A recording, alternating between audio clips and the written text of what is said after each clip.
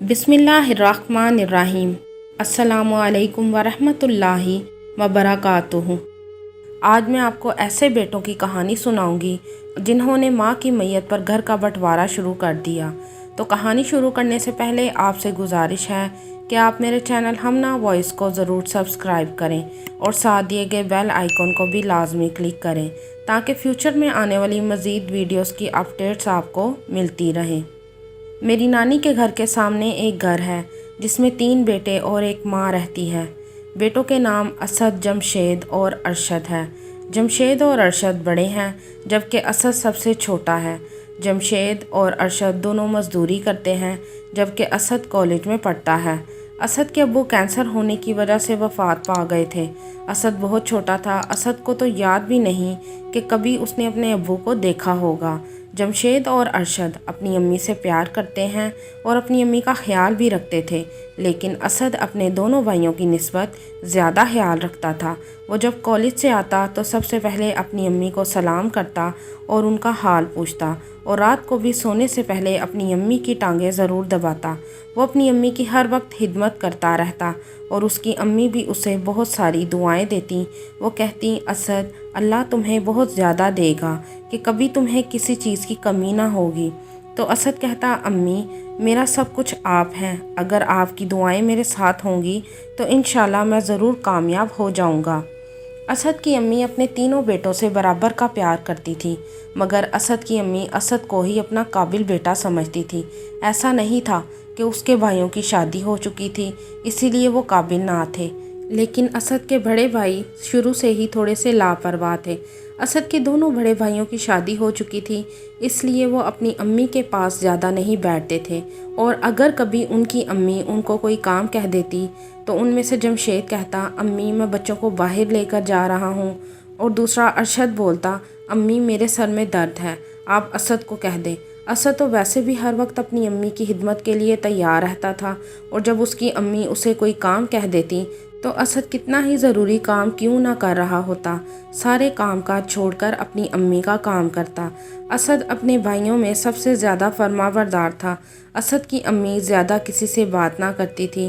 पता नहीं अंदर ही अंदर से कौन सा गम असद की अम्मी को खाए जा रहा था कि एक दिन असद कॉलेज गया हुआ था कि असद की अम्मी अल्लाह को प्यारी हो गई।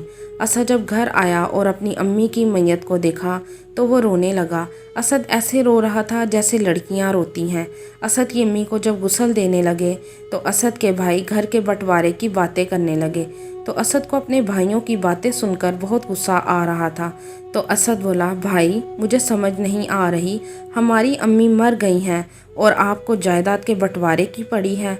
असद के अब्बू को पता था कि मुझे कैंसर है और उसने मरने से पहले अपनी सारी जायदाद अपनी बीवी के नाम पर कर दी थी, क्योंकि असद और असद के दोनों बड़े भाई अभी इतने छोटे थे और वो इस काबिल ना थे कि जायदाद उनके नाम पर की जाती।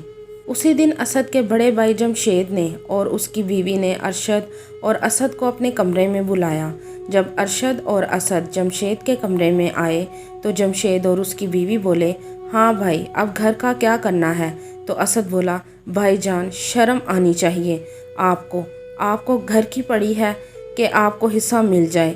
आपकी नज़र में हमारी माँ की कोई अहमियत नहीं। इसका मतलब है कि आप अम्मी के मरने का इंतज़ार कर रहे थे कि कब अम्मी मरे और कब आप दोनों घर का बंटवारा करें। तो असद का भाई और भाभी कहने लगे, नहीं नहीं, ऐसी कोई बात नहीं, हम तो घर के कागज़ों की बात कर रहे थे कि वो किधर हैं। घर के कागज़ असद के भाई अरशद के पास थे। उनको देखकर असद का बड़ा भाई कहता है, अच्छा यार, अभी रखो अपने पास, अम्मी के जनाजे के बाद देखते हैं। तो असद बोला, तुम दोनों ने क्या जनाजे पर जाना है? तुम दोनों को तो घर के बंटवारे की पड़ी है। तो असद के दोनों बड़े भाई शर्म के मारे जनाजे में शामिल हो गए और फिर तीनों भाई कब्रिस्तान में अपनी अम्मी की मैयत को दफनाकर घर आ जाते हैं। घर आने के बाद दोनों असद के भाई अपने अपने कमरे में चले जाते हैं। कोई भी असद के पास नहीं बैठता।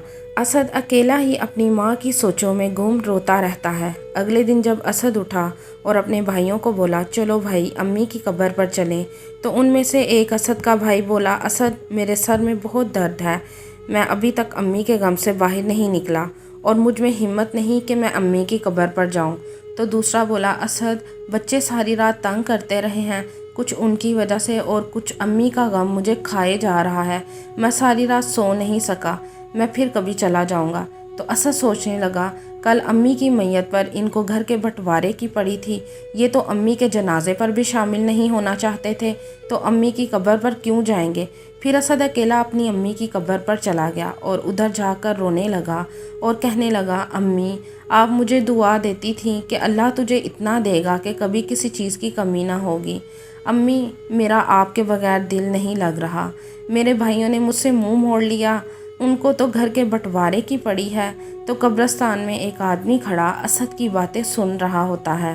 اگلے دن اسد پھر قبرستان آیا اور پھر بولتا ہے امی آپ کے بغیر مجھے کوئی نہیں پوچھتا، آپ کیوں اتنی جلدی چلی گئی؟ امی مجھے تو اب کھانا بھی کوئی نہیں پوچھتا، امی میں کیا کروں؟ امی آپ دعا کرتی تھیں کہ اللہ تمہیں بہت کچھ دے گا، کب دے گا اللہ؟ امی میں اپنے آپ کو آپ کے بغیر بہت اکیلا محسوس کر رہا ہوں۔ امی آپ کیا دنیا سے گئیں؟ میری تو دنیا ہی ختم ہو گئی۔ امی آپ میرے لیے دعا کریں نا کہ اللہ میری مشکلات کو آسان کر دے۔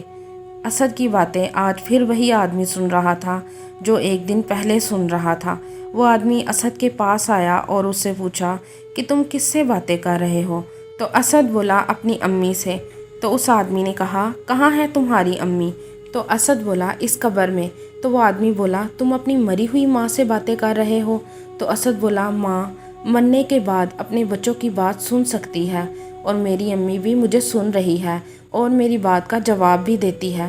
اور اسد بولا ماں چاہے زندہ ہو یا مر گئی ہو ہمیشہ اپنے بچوں کے بارے میں سوچتی اور ان کے لیے دعا کرتی ہے۔ تو وہ آدمی بولا تم یہ بتاؤ تم کیا کام کرتے ہو؟ تو اسد بولا کچھ نہیں، میں تو پڑھ رہا تھا اور میری امی اس دنیا سے چلی گئی تو میں نے پڑھنا چھوڑ دیا۔ اور اسد نے اسے اپنی ساری بھائی اور بھابھیوں کی اور گھر کے بٹوارے کی ساری کہانی سنائی۔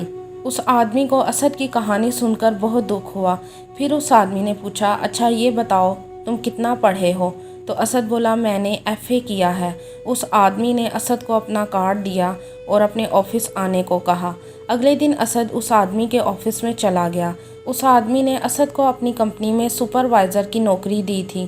اسد کا کام کانٹریکٹ لینا اور باقی ورکرز کو اس کانٹریکٹ پر کام کیسے کرنا ہے وہ بتانا تھا۔ اسد نے بہت سے کانٹریکٹ لیے اور اس میں ہمیشہ فائدہ ہی ہوا۔ ایک آدمی اسد کو کانٹریکٹ نہیں دینا چاہتا تھا، وہ کمپنی کے مالک کو کانٹریکٹ دینا چاہتا تھا۔ جب وہ آدمی کمپنی کے مالک سے ملا تو اس نے کہا کہ آپ کمپنی کے مالک ہیں، ہم آپ کو ہی کانٹریکٹ دیں گے، ہم اس کو کانٹریکٹ نہیں دیں گے۔ تو اسد کا مالک بولا وہ میرا بیٹا ہے، آپ اسی کو کانٹریکٹ دیں۔ اسد نے جب اپنے مالک کی یہ بات سنی تو اس کی آنکھوں میں آنسو آ گئے اور اسے اپنے امی اور ابو یاد آ گئے۔ یہ سب کامیابی اسد کو اپنے والدین کی دعاؤں سے ملی تھی، کیونکہ ہر روز صبح اور رات کو سونے سے پہلے وہ اپنے والدین کے لیے دعا کرتا تھا۔ پھر اس آدمی نے اسد کو کانٹریکٹ دیا اور اس کانٹریکٹ میں اسد کے مالک کو کروڑوں کا فائدہ ہوا۔ تو اسد کے مالک نے اسے ایک گھر اور ایک گاڑی دی۔ آج اسد بہت خوش تھا۔ ادھر اسد کے بھائی جائیداد کے لیے آپس میں لڑ رہے تھے۔ اسد اپنے بھائیوں سے ملتا رہتا تھا۔ اسد کے بھائیوں نے اسد سے حصے کی بات کی تو اس نے کہا مجھے حصہ نہیں چاہیے، آپ دونوں آپس میں بانٹ لیں۔ پھر اسد کے بھائیوں نے گھر بیچ دیا اور جس آدمی کے ہاتھ گھر بیچا وہ پیسے لے کر کہیں بھاگ گیا اور اسد کے بھائی ہاتھ ملتے رہ گئے اور اب وہ کرائے کے گھروں میں رہ رہے ہیں۔ اسد کے مالک نے اپنی بیٹی ہما کی شادی اسد کے ساتھ کر دی اور اس نے اسے یعنی اسد کو اپنی کمپنی کا مالک بنا دیا۔ آج اسد بہت خوش تھا، وہ کروڑوں میں کھیل رہا تھا، وہ بہت خوش تھا۔ وہ آج بھی اپنی امی کی قبر پر جاتا ہے اور اپنے والدین کے لیے دعا کرتا ہے۔ اسد کی کامیابی اور شہرت اس کی ماں کی دعاؤں کا نتیجہ تھا، اور یہ سب اسد کی فرما برداری اور اپنی ماں کی خدمت کا صلہ تھا۔ ماں کی خدمت انسان کو سب کچھ دلا دیتی ہے، لیکن یہ خدمت اوپری خدمت نہیں بلکہ دل سے ہونی چاہیے۔